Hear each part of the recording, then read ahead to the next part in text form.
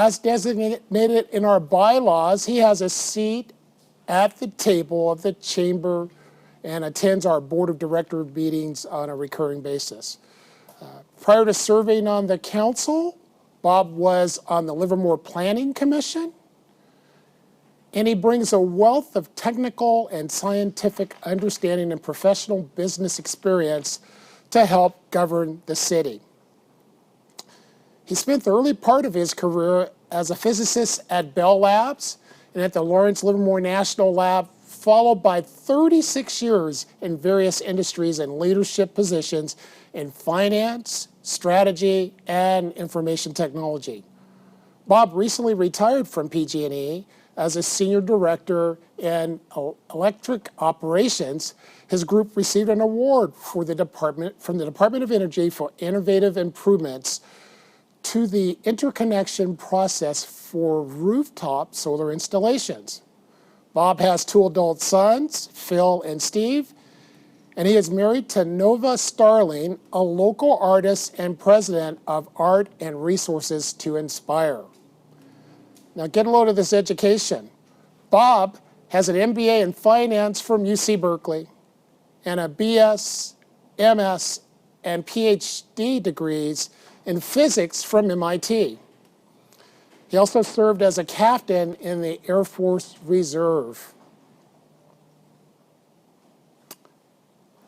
As we have just endured one of the most painful periods of time in modern history, we're all going to be interested in hearing about the impacts to the city and its response to make progress, to move forward and deliver results, to create a resilient and prosperous future for us all, that where we live and work, and I might add, play. And we also do business here. Please join me in welcoming Livermore Mayor Bob Woerner.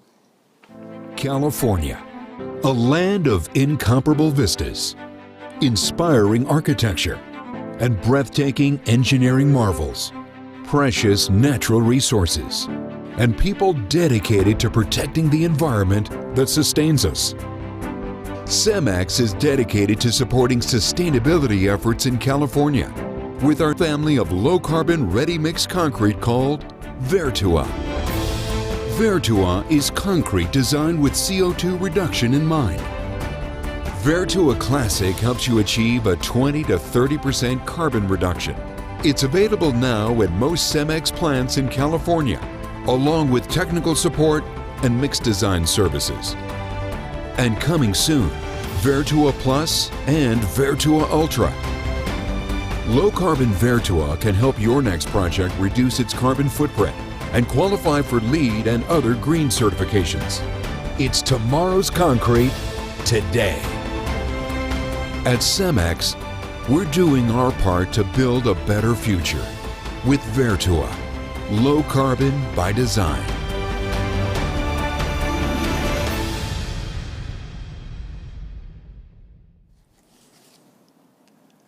Okay, welcome everyone, and thanks for that introduction, Harold and Don, and thanks to the Chamber for inviting me to speak to you all today, and thanks to everyone for showing up today to hear it, and thanks to Amos Productions for hosting this event in their studios. The bottom line is Livermore is doing really well. We've come out of the pandemic in fairly good shape. We're prepared for emergencies. We're financially strong. We've got a resilient local economy, new housing and construction, continued progress downtown. We're ready for the challenges ahead, and we continue as an award-winning city. So that was the Cliff Notes version of my talk.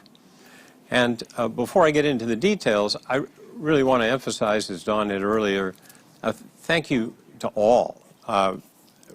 We as a community really came together and help each other out, and the incredible cooperation from our city, county, and other governments, and our businesses and nonprofit organizations really made a difference. And some of the logos are shown here. I'm sure it's not complete, but it gives you an idea of just what it took. And I really want to say, and acknowledge most importantly, the cooperation from all the members of our community who had to sacrifice and reflect and readjust so much of their daily lives. And let's keep that cooperative spirit as we start getting back to our more normal lives. So here's with respect to how we're doing with the COVID. I also want to say thanks to all of our frontline workers who really work so hard and risk so much in the early days, and thanks to all the government entities and our medical providers for helping out to deploy the vaccine. And looking at the chart that we have here, you can see that it's really a lot decreased from the peak in the middle, and that we're on a good track, but let's make sure we stay safe as we reopen. Now,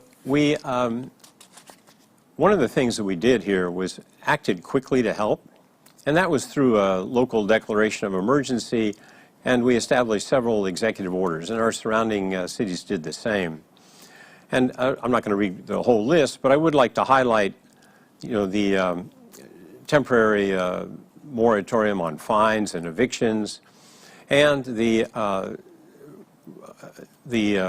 fact that we really helped, as you can see here on the pictures, the outdoor dining. We acted quickly to put barriers up, and fortunately we were configured well to do this, and we took advantage of it.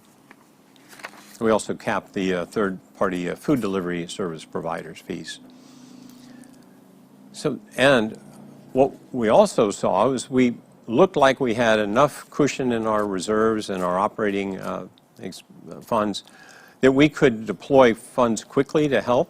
And shown here, a list of about where we put $2 million out in various programs. And the thing I want to emphasize here is that we did it in such a way to leverage our funds. And so we got matching funds from some of the county, and we got matching funds through our e-gift program from the community.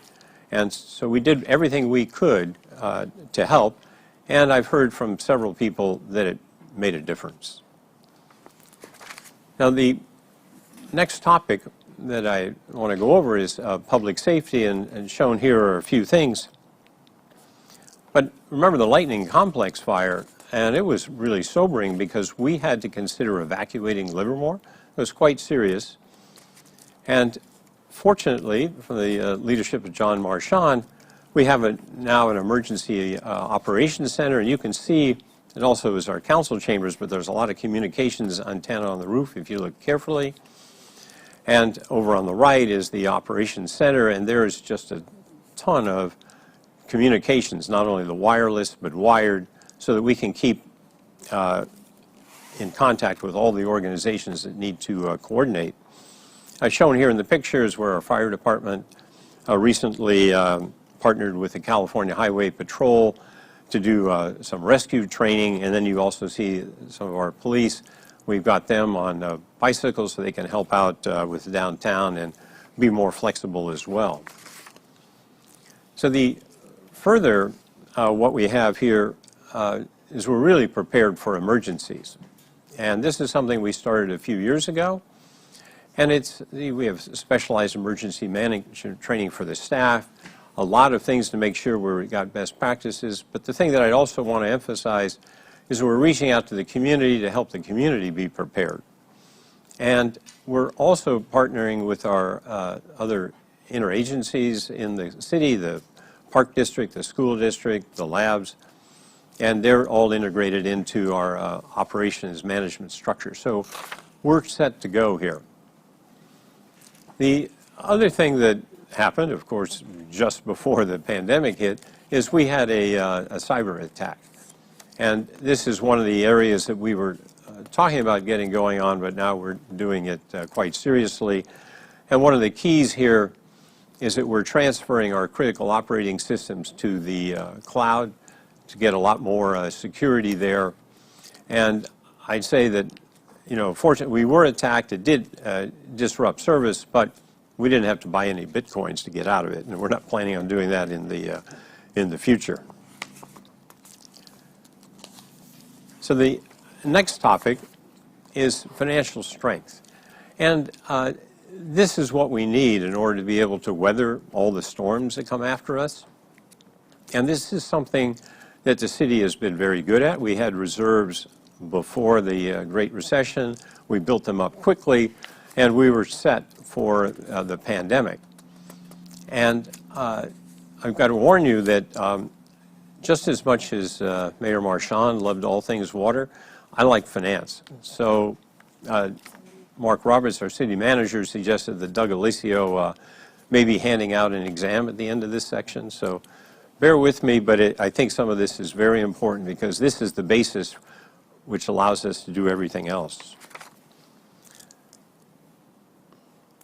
So what I'm going to start with is, where do we spend all our money? And I'm going to just point out on the top part of this slide, it's fire and police. That's half our budget. So public safety is important, always will be important. It's the number one reason that city government exists, frankly, and we understand that, and that's where the money goes. We've also got a good chunk on community development because we need to make sure that we've got a good community. So now, where does the money come from? And that's what got hit on the pandemic. And you can see the top slices. We have property taxes, sales taxes, and other taxes. And on the bottom there is intergovernmental at 13%, and that's mostly DMV license fees that is our share of that. Now, the property taxes didn't get hit because of the time frame there, but sales taxes and other taxes did. And the other thing I'll mention is that permit fees actually went up slightly as everybody was home saying, hey, I got to fix this place if I'm going to have to be here 24/7. So I'll just go through this real quickly. Here's what the property taxes look like. You can see the dip that lagged the Great Recession, but we don't see a change here. And the dashed is the forecast for where we see it going in the future. And if anything, they might be going up with the way property tax values are skyrocketing.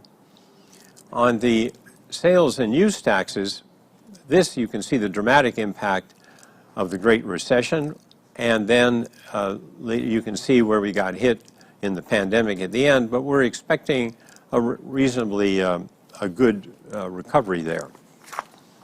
The other place that you can well understand that got hit were the transient occupancy tax, a really dramatic downturn as people start traveling. And it remains to be seen what's going to happen in the future. Is business travel going to recover, or is everybody going to get used to the Zoom meetings?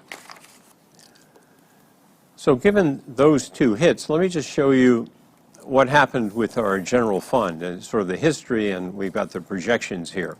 Again, you can see the Great Recession, and we lost $12.5 million of the general fund.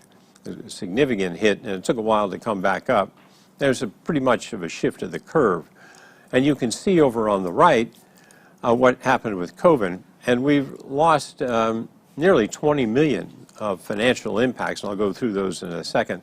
And we're also in that area, we're fortunately going to be able to continue our capital investment in the downtown. So on the next slide, it's called a waterfall chart for those that are into the finance kind of stuff. But this is the pandemic impact on the general fund. And now this isn't just one fiscal year, but this is over the multiple years, and we're expecting to be the net of it across multiple years. You can see over on the left, the red bars represent decreases where we lost money. Sales tax, hotel tax. We spent a couple of million on those business grants that I mentioned earlier. We did get some salary savings, and the other big chunk that came back at us was the American Relief Act, and that was about 10 million. And without that, we'd really be hurting. We also got a CARES Act of $1 million. The net impact was, as I said, 20 million from COVID. And that's a big chunk of change in the scheme of things. Now this next chart, a little complicated, and want to try and explain it. In the middle is we had a $20 million impact, and what happened is in that chart it shows where we spent it. It was our unassigned reserve fund, we burned $4.5 million. The salary savings of vacancy savings, 2, the foregone infrastructure, the postponed stormwater projects, and we had other operational reductions, and so that's how we absorbed the 20 million. What I want to point out, the 2 charts on the either side of it are this represent our reserve fund balance, and you can see the top one is the unassigned, and it's going to be completely gone, and we're also going to be spending 16 million on our downtown projects. And the other point here is that we were not able to put 6 million into our reserve fund for our assets improvements, and I'll go through that in a little bit, but that's a major concern in my part, and I think in general. So just this final slide on the finance, just to put things in perspective. Back in I was here in '76 when the Prop 13 went in, and Gann and the other advocates of limited government put some limits in place as to what cities, jurisdictions could spend. And the idea was whatever you're spending back, say, in a base year in 1980, that it should not increase more than by inflation and, say, population. And what is shown here in the dashed line is what that limit says is our maximum spending. And you can see the red line down below is what we've been actually spending over time, and that we're way below that limit. And the bottom line is we're running very lean. And over here on the right, I'm just indicating $30 million, which is the shortfall that we need to maintain our assets. And I'll talk more about that at the end. But that's the thing on the finance. We're in good shape. We've got the reserves, but the concern is how do we maintain our assets going forward. So the next topic is on the our local economy, and we have activity picking up quite dramatically at the outlets and the wine country and our hotels, and we're starting to see more small and mid-sized events, and many of our small businesses are still getting back on their feet, and we expect the outdoor recreation and al fresco dining to remain strong this summer and fall, and travel to remain largely regional and domestic this year. And what we're now focused on is refining the expanded outdoor dining footprint that we have, and also we're awarding 5 $2,000 city grants for special events this fall. We're working with Visit Tri-Valley, LDI, and the Livermore Chamber of Commerce to market Livermore as a regional orientation. And as you'll see later in the talk, we seem to be gaining more business than we lost, which is really good. So here I'm going to go through a series of slides. I'm not going to, there isn't much text on it. Just a second, I think that I'm just getting a note. We have the older slide deck that we need Yeah, we're going to be pausing for a second. You might have noticed earlier that there was we didn't have the latest slide deck, so they're going to reload the slide deck. So give us a moment. This pandemic has tested us all, but a lot of what it's shown us, we already knew. We knew our communities would meet this moment. We knew our people would rise to the occasion. We knew Stanford Medicine, made up of Stanford Children's Health, Stanford School of Medicine, and Stanford Healthcare, would be relentless in finding a way forward. Because no matter what the challenge, we would face it together.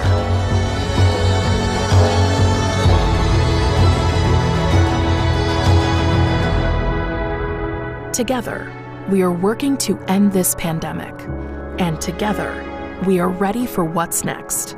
Today, tomorrow, always. We are Stanford Medicine, and we are here for you.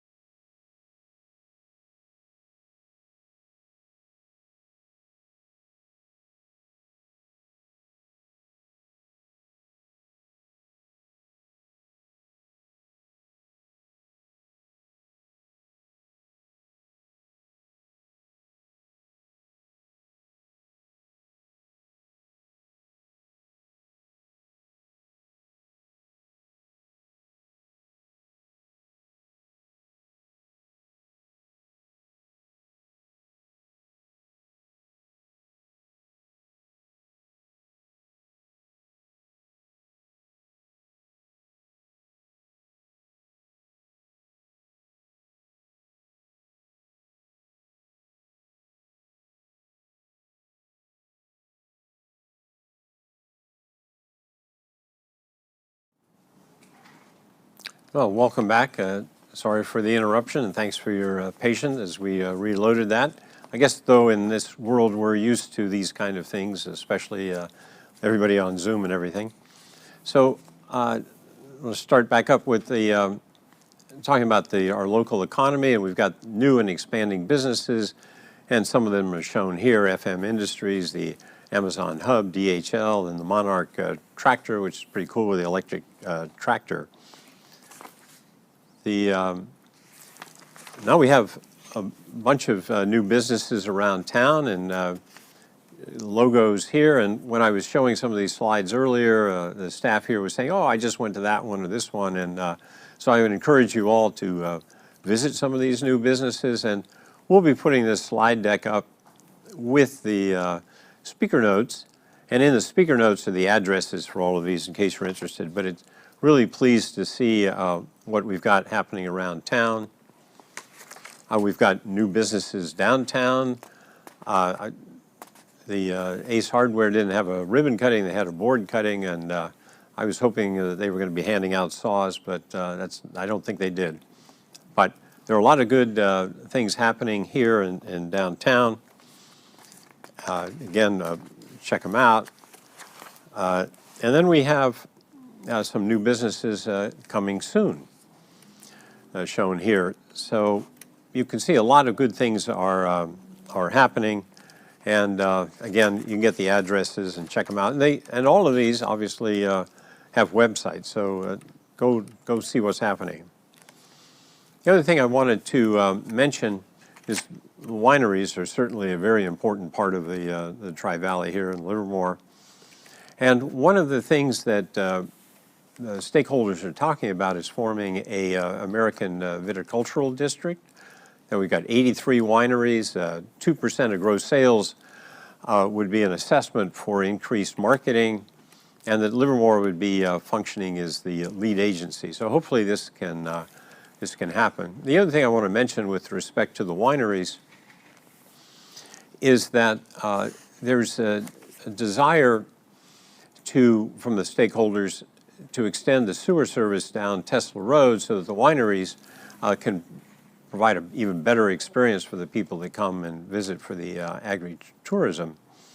And that extension would be funded by the county and the wineries that are serviced.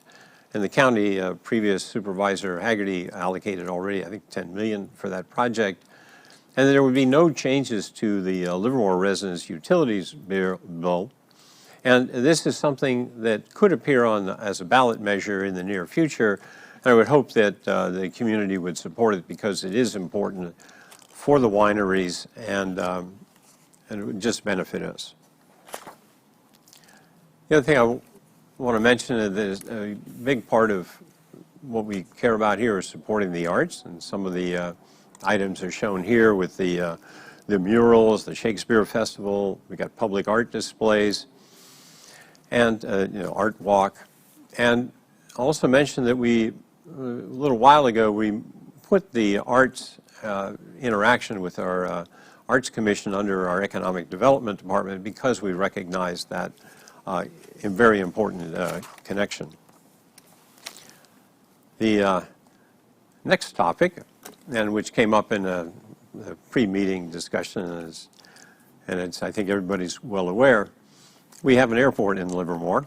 It's got a mission to be a self-sustaining air transportation facility, be safe and efficient.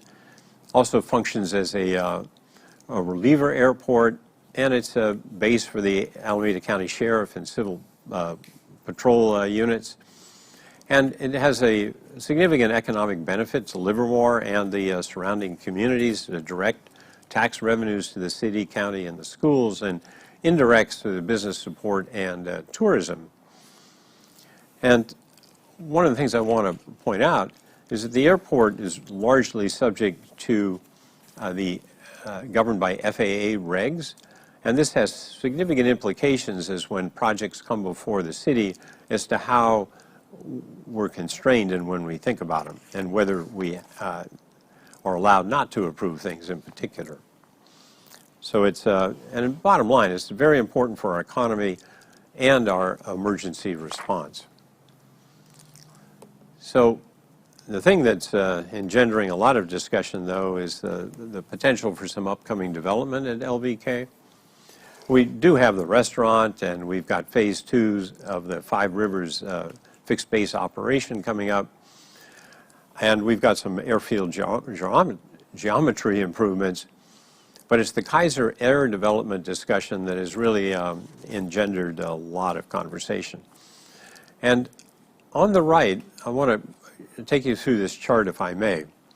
The blue line represents the base aircraft based at the airport. And you can see it's gone down a little bit over these many years.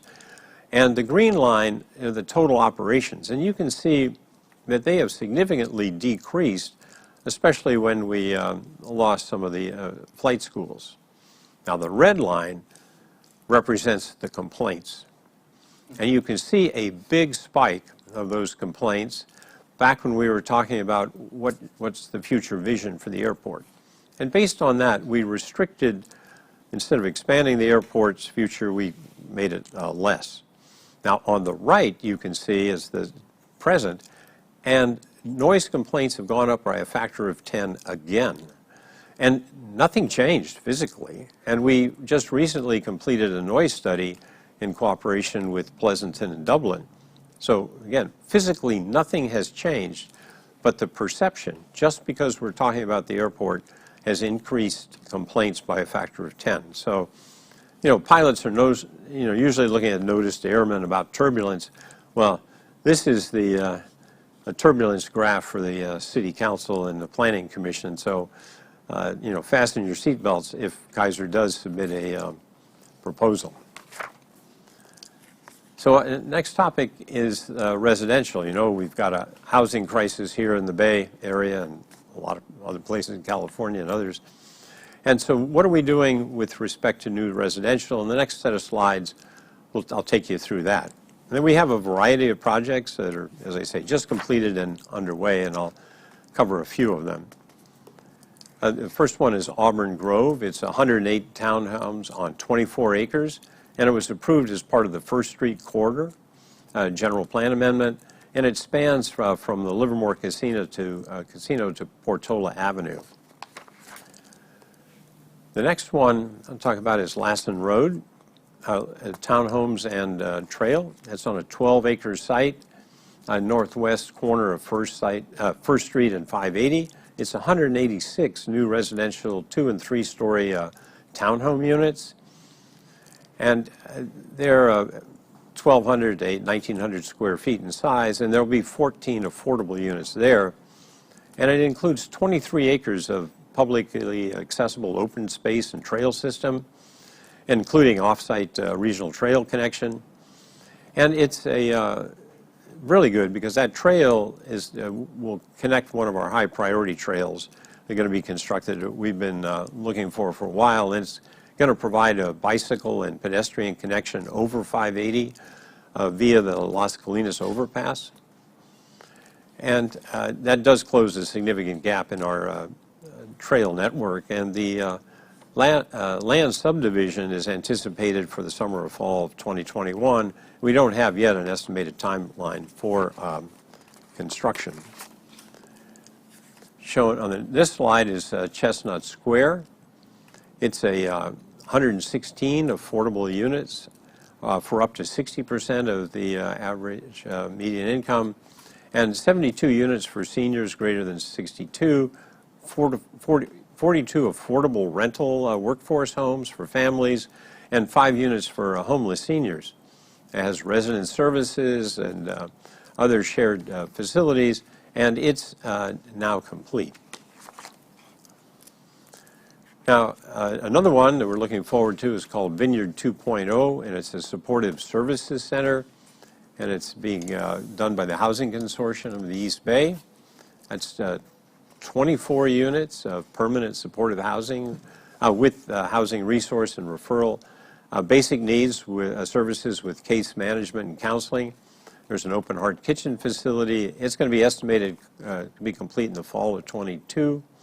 And there was being funded by $6.1 million of the Alameda County A1 funding, and $1.5 million came directly from Supervisor Haggerty. Another great project that we've got coming along up on First Street is Avance. It's being done by Mid-Penn Housing. And it's 45 units with on-site resident services for persons with developmental disabilities. And it's extremely low-income units, 20% of AMI. And it's under construction with estimated completion in the spring of 22. And the city gave it, Affordable Housing Fund gave it, trust fund, up to $8 million. It was approved in 2017. And we've just got lots of great projects. The Goodness Village at Crosswinds Church. These are 28 tiny home units for individuals experiencing homelessness. It's out by the airport. And you can see the units on the left, upper left. That's what they look like. There was a ribbon cutting just recently, and you can see the inside of the units. And this thing was spearheaded by former Alameda County Supervisor Haggerty, the Crosswinds Church in the city of Livermore. And what I would like to do is put in a pitch to the community and the businesses, is that this is a project that really needs supporting. So it's one thing to build it, and it's another thing to continue to provide those wraparound services. And there is acreage out there where more units could be built. So I encourage all of you to go there, really appreciate it, and do what you can to support it. It's a wonderful project. Next up is our Isabel specific plan. And, this is a, high-level picture. You can see lots of different colors and a key over there. I'm not going to go through any of it. But this is a very important part of what we're doing to meet our regional housing needs assessment. And so we're not too bad a shape with respect to what's being put on us. And this is a key component. It's 4,100 new residential units and 1,000 affordable units. 3 neighborhood parks, pedestrian and bike facilities, north-south trail connector, and hopefully a Valley Link station where that's got some real chance, I think, now. So that's that project, very important, and it's out there in the future, and it's, as I say, a major part of our growth in the future. So now I'd like to turn to downtown. And we've got a lot going on. It's a beautiful downtown, and we intend to keep it that way and make it even better. So one of the topics that I'll start with, also been in the news recently, is the Legacy Partners project. It's a mixed-use development diagonally across from the Donut Wheel on the old Growth Brothers site. It's 222 market rate apartments with, on First Street, on the first floor, 14,000 square feet of retail. And there's also, people noticed when it was first going up, the huge garage, 392 spaces in an internal multi-level thing. So the project is, the garage is up and it's being framed, and then hit a road bump. And so I'll give you an update on that. The general contractor for the project, Katerra, filed for bankruptcy. Now, Legacy Partners' contract with Katerra is fully bonded, which means they don't have the financial risk, but the project is being paused because the bonding company has to resolve numerous contractual and legal issues in order to restart the project, but it will happen. You've got the courts and the lawyers involved in this. In the meantime, Legacy is still strong, and a second part of the project was to continue the streetscape down First Street to the west, and so that part of the project will be starting shortly. So the exact details of how this thing gets restarted we'll know in the next few weeks, I think, and but there's no real worries with respect to its completion, and it's not going to drag on for years. Next thing I want to cover is the approved downtown plan. And over on the left of this slide, you can see where Legacy Partner is over there just across L Street from the our Catalyst site. Now this plan has been under development for a lot of years.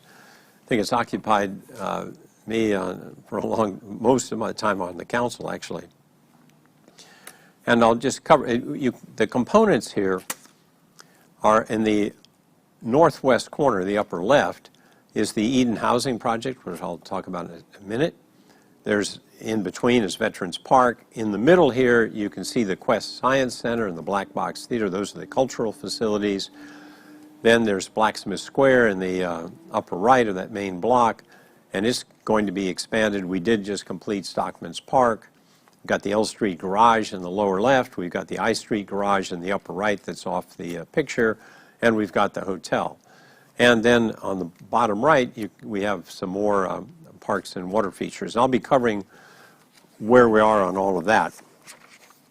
So first thing is we're investing in the new downtown parking garages. Now, the sufficient parking downtown was the community's, I think it still is, the community's top priority during the downtown, for the downtown plan, and we've got a certain amount that we started with. You can see a lot of space is going to be taken away with the new development. And what the council is committed to and what we're doing is making sure that when all is said and done, we've got as much parking, or a little more actually, than we started with, not only the initial start point, but enough to cover the new uses as well. So that's a commitment that we're following through on. And what you can see here, we got 775 spaces of parking is going to be built. Not cheap. It's $51 million. And the I Street Garage is under construction now. It'll be in the spring of next year. And then we'll get the L Street Garage going after that's complete, and it'll be late summer of '23 when that comes online. It's a big deal and a lot of money, but we're following through on the commitments. Now, just to orient you here, this is looking south on L Street from Railroad Avenue. On the right is the Legacy Partners when it's finished, and on the left is the Eden Housing Project. So this is the a shot of part of the buildings on Eden Housing, and it's for affordable workforce housing. That's its main focus, and it will be priority ranking for people who live and work in Livermore. It's 130 units. It's a mix of 1, 2, and 3 bedrooms, and it's 2 buildings separated by Veterans Park. And residents will be able to walk or bike to the nearby transit hub.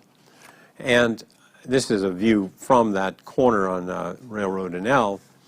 And really want to emphasize, this is filling the commitment we made 17 years ago to build housing on the site when the land was purchased using affordable housing funds. So we're following through on that commitment. This table is a little busy, and you can find it on the city website. Yeah, I'm just putting it here to make the point that a variety of essential workers definitely qualify. On the left are the occupations, police department, school district, healthcare, downtown workers. And the table, all those check marks are for what's the number of units, size of the family, and what kind of income do you need. But these are all who can qualify, and these represent real salaries in Livermore right now for our essential workforce. So now that the hot weather was upon us, it's been a little chilly recently, but we have the downtown water features. I'll just point out that Lizzie Fountain on the right and Mayor Marchand, we made sure that it stayed on, even in the drought, because the water usage is not that much, but it is so appreciated by the kids, as you can see playing here. So we have one more going to be coming online, and it has a lot of significance. And it's and again, this Mayor Marchand is a visionary behind this one. There's a sphere water feature. It's floating on a water, and the kids can go there and rotate it around. It represents the nucleus of Livermorium, the element that was created at the Livermore Lab. or surrounding it, and those lights embedded in the surface represent the electron cloud. And then construction on this begins in 2021. And that's located right next to Pete's, cut a corner from Lizzie Fountain. I'm really happy to say that we've dedicated, Stockman's Park is open.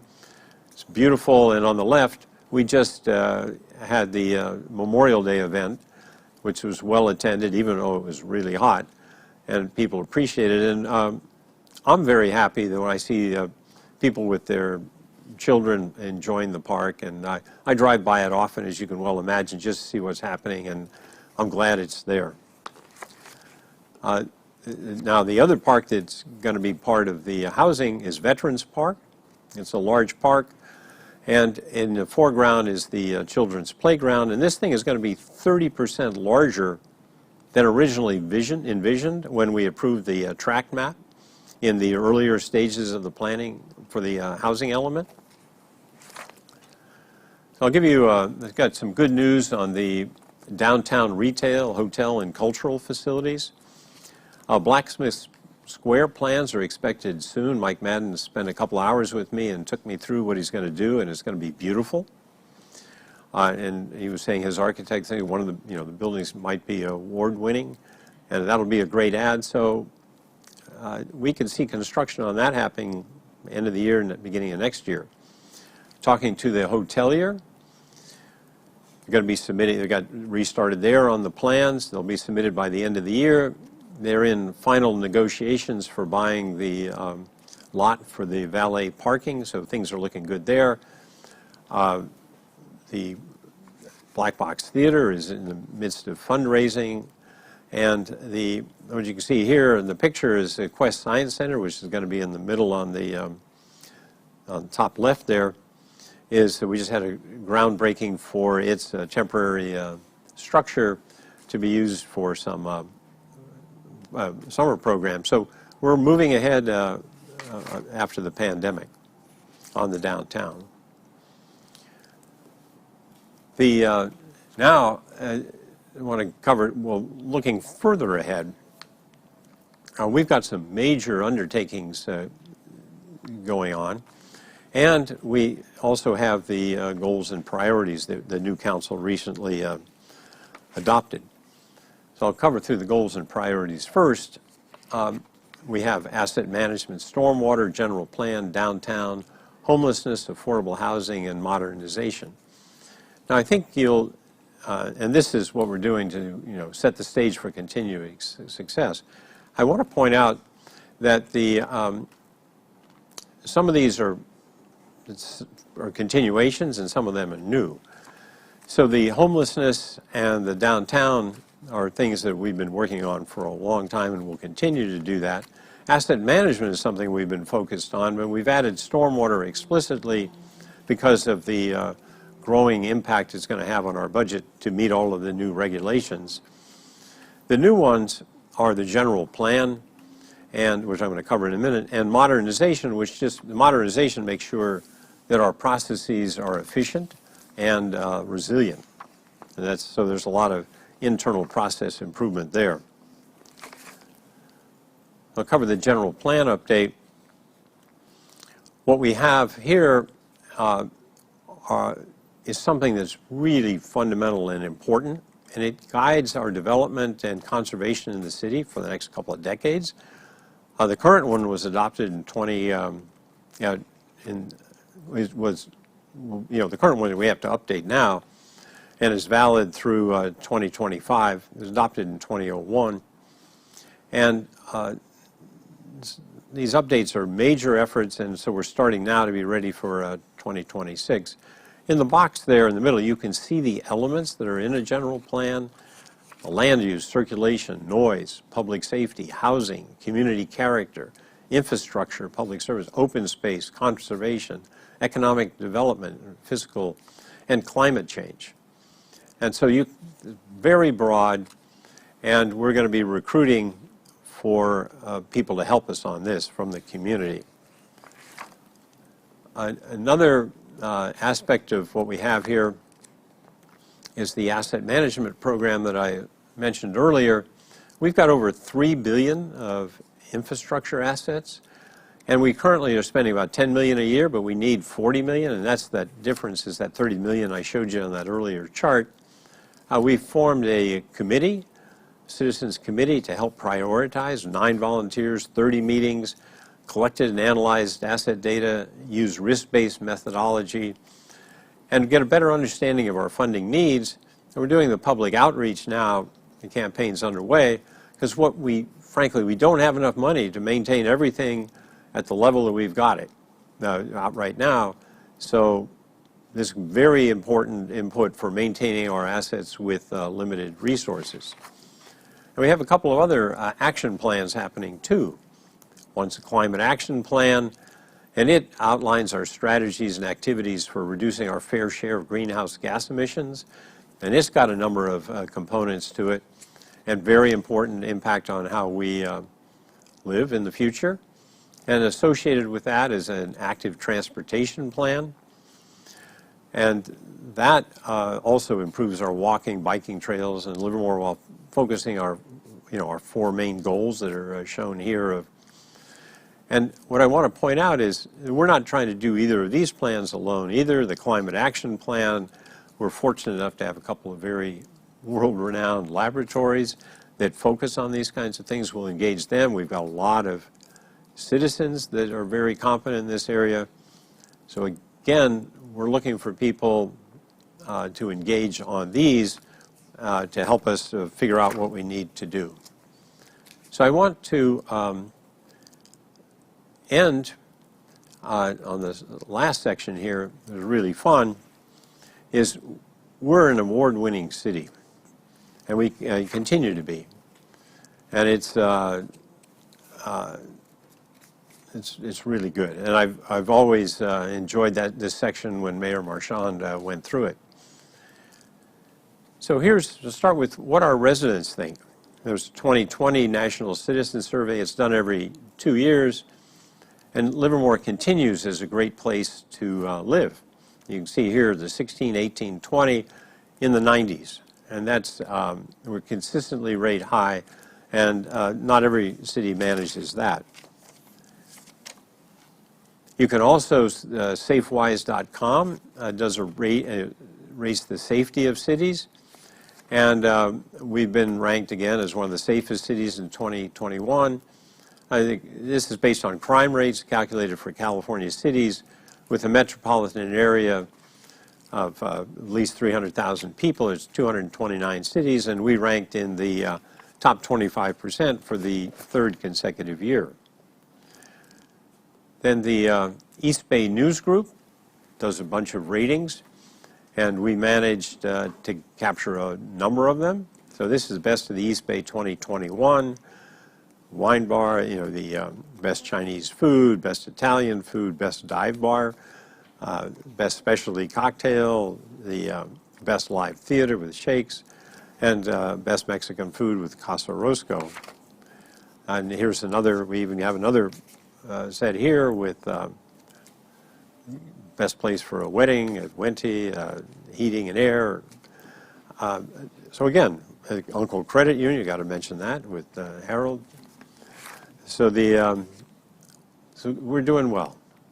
And then also want to point out that we've got award-winning schools and California Distinguished Schools, Modern Continuation High School, International Baccalaureate Commendations, California Positive Behavior Coalition Awards, California Green Ribbon Gold Award, and Healthier U.S. School Challenge Awards. We've got a great school district and a wonderful cooperative relationship that the city and the school district has. And that'll show up on the next slide here, which is the All-American City Award, which we just won. And it was focused, the theme this year was building equitable and resilient communities. And it's awarded by the National Civic League.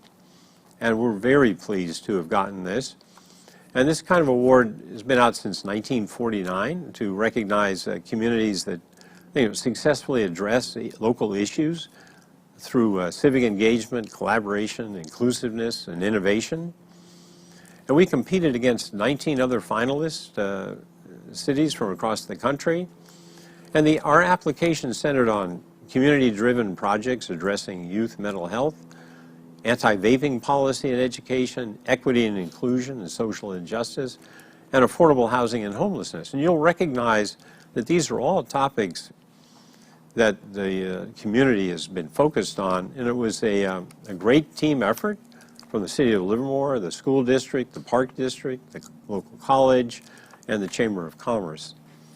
And I did want to especially acknowledge Superintendent Kelly Bowers, because she played a key leadership role in getting the team together to compete for this award. So special thanks to her. And the bottom line is we have an active and engaged community, full of citizens who care deeply about their city and their neighbors, and who step up to create a welcoming and inclusive community. One other thing I want to mention before I leave this award is the equity and inclusion was a major part of it, and we formed an equity and inclusion subcommittee and a working group, and that working group has just wrapped up a series of 41 meetings, which is pretty, a marathon, and they were discussing 4 main topics: community culture and representations, policing and human services, reaching and inspiring youth, housing, workplace, economic, and transportation environments. So what we did very carefully, rather than have some kind of, quick reaction to all of the turmoil after George Floyd, very deliberate thinking about that. We engaged the community, and I ask everybody to tune in on the July 26th council meeting, because there are 11 recommendations will be presented there, and I'm looking forward to seeing a lot of results of a lot of good work, and we should have a good discussion, and we'll have suggestions for how we move forward.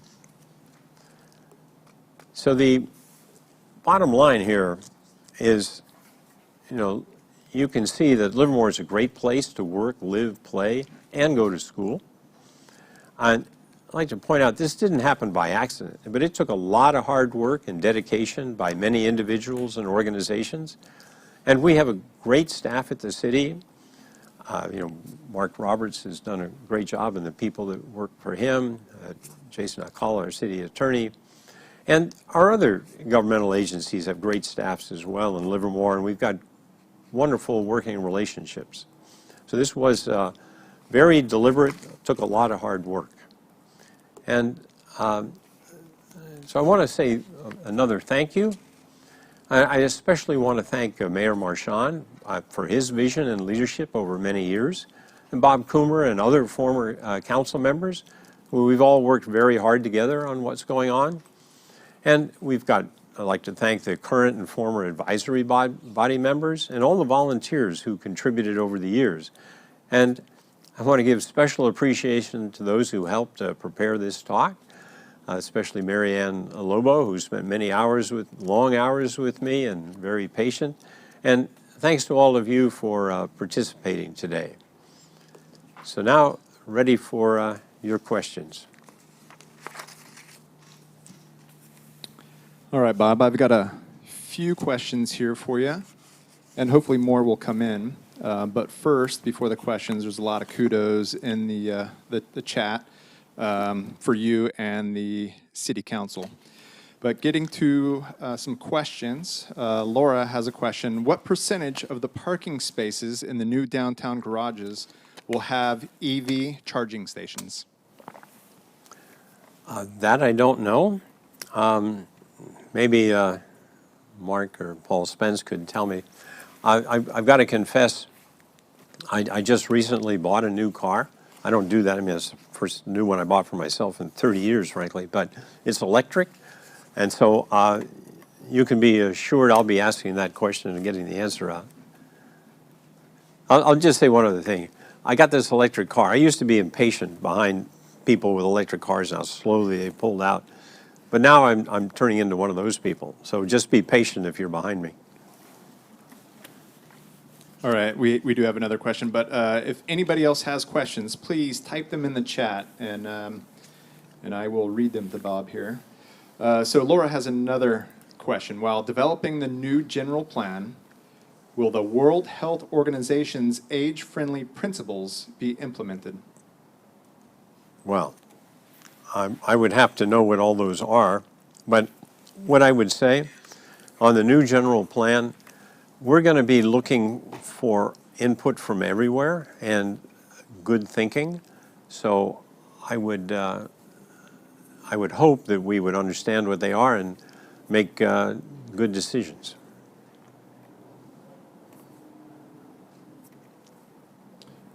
All right, we have another question here from Michael. Congratulations on your successful affordable housing strategy. Tremendous leadership. Question about the general fund gap, 30 million. Is the current gap particular to Livermore infrastructure initiatives or due to general conditions that have affected neighboring cities such as Dublin? And what steps are planned to close the gap going forward? So the first thing is, thank you for that question. Give me a chance to explain a little better. The thing is, we have, as I said, $3 billion of assets. And every year you have to maintain and replace some proportion of that. And fortunately, Livermore is relatively young in the scheme of things. We've been around for 150 years or whatever.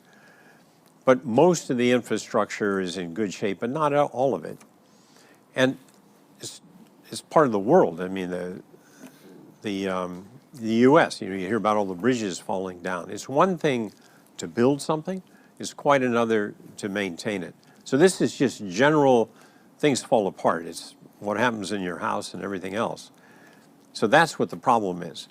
The thing is, given all of the other obligations we have, public safety and general operations, the revenues that we get don't allow us to have enough money to spend as much as we should on maintaining the assets. Now, I should also point out that Livermore is at the forefront of this. This is something I initiated 6 years ago for us to explicitly acknowledge this problem.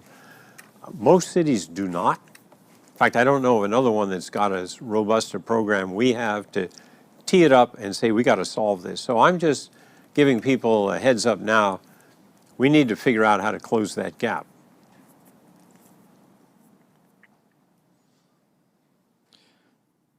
Well, hopefully we can get a couple more questions. I don't have any in the chat right now, but there are a couple kudos here. One from John at Comcast. Thank you for making Livermore such a wonderful place to live, work, and play. Livermore and hashtag Tri-Valley Strong. One from LVJ USD. By working and collaborating together, we stay Livermore strong, hashtag. Thank you, Mayor Woerner and Livermore City Council for your leadership.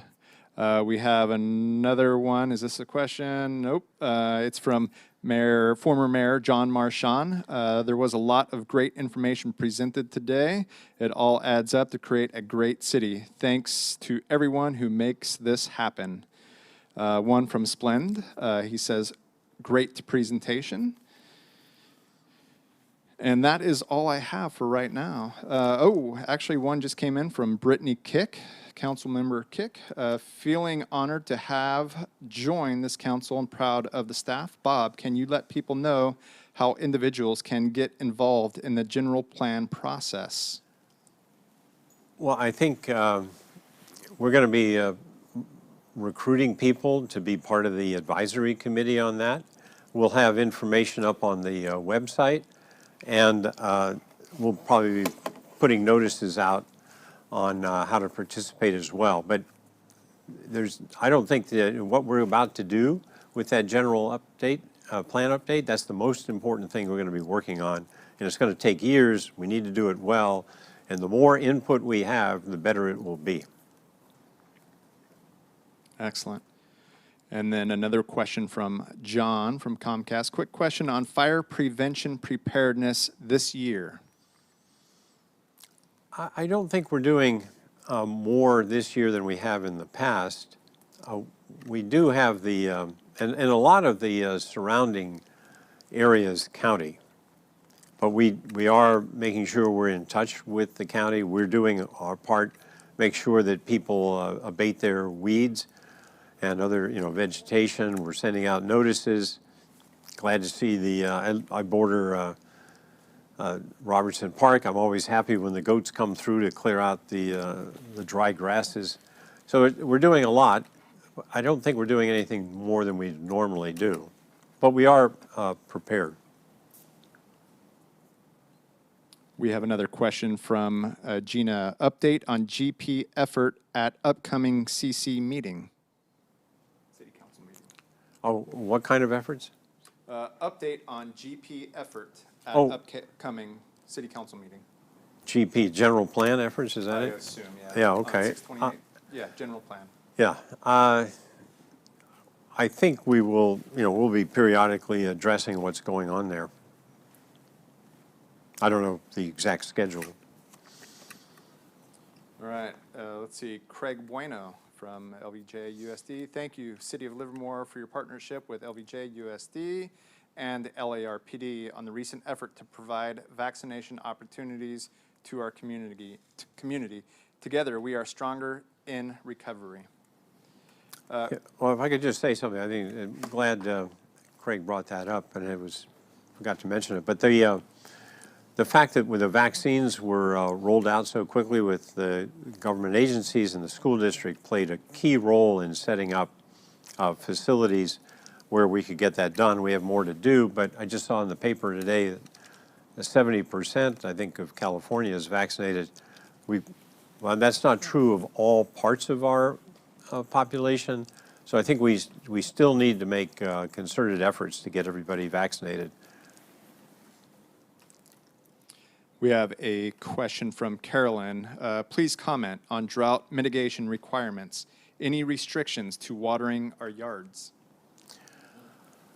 It just came up at the recent council meeting. If you look at the calculations as to how much water we need versus everything else, you would say we're kind of good, but that kind of presumes that this is the end of it and things turn back to normal. So what I would say is, even if official restrictions haven't been rolled out, I think it's in everybody's best interest to do what you can to conserve water, and we'll just be ahead of the game. But I think the large swings that we have from dry to wet, we're better off if we just assume it's going to be dry. So official restrictions haven't been rolled out. There's voluntary requests, but do what you can. Like my wife says, it's our civic duty to do our part to conserve water.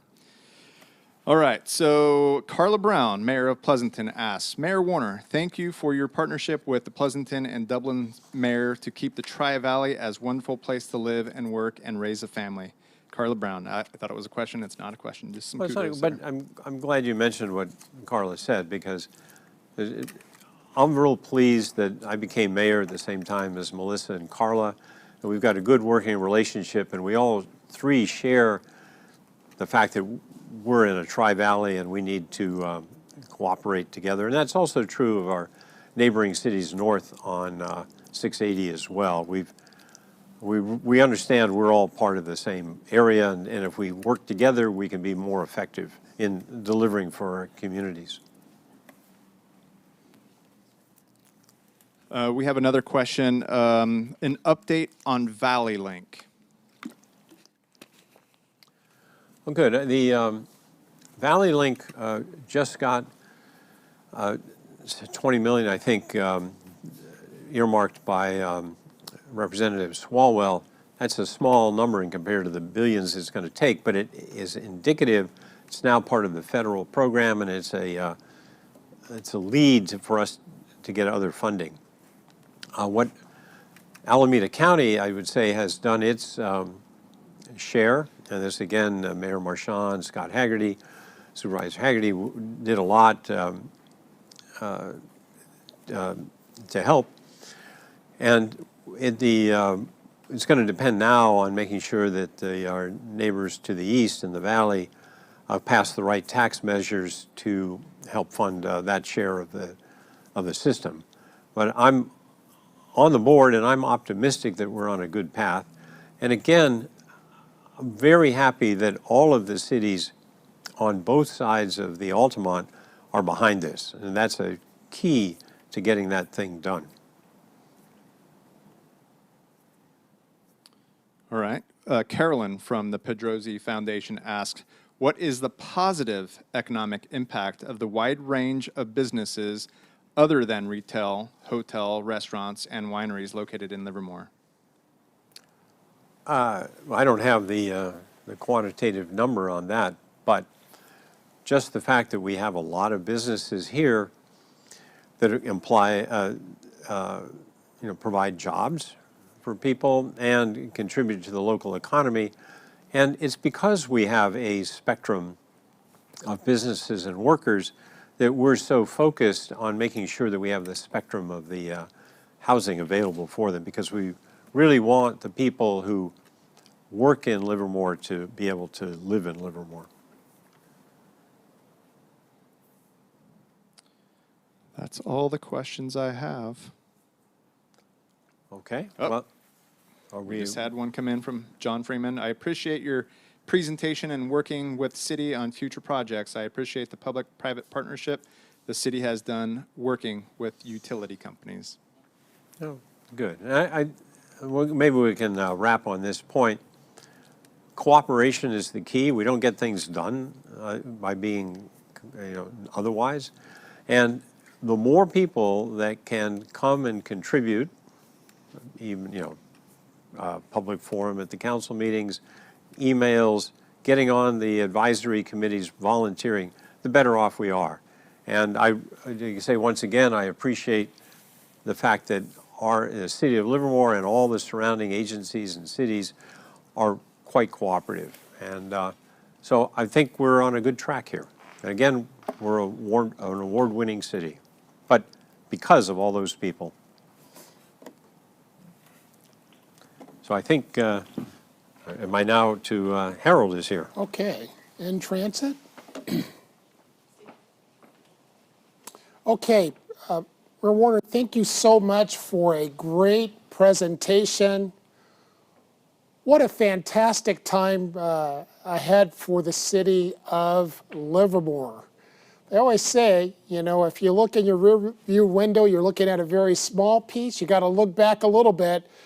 But the presentation that Mayor Woerner passed along is we are definitely looking out the windshield to some great things as the economy opens up. I want to thank everyone for attending today, and I hope you enjoyed the event. Be sure to catch the video of the State of the City on the Chamber's website. It will be there in its entirety, and so you'll want to check it out. It's great stuff, and if you missed something or you want to share with others on your teams, please do so. We'll also be following up with an email survey regarding today's experience, and we would appreciate your feedback. That's what makes it better. Please save the date for Thursday, October 28th, when we host the Tri-Valley Mayors Summit. This only comes around in the city, I believe it's every 5 years, so this is a can't-miss event. And as we return to in-person events, thank God, check our website for additions to our calendar and the various events that are on the horizon. Well, as we wrap up, I've been saying, be safe, stay calm, and carry on. But I'm going to say to all of us, let's think big, let's start small, and let's scale fast to get this economy back and growing in the great place that we live, work, and play.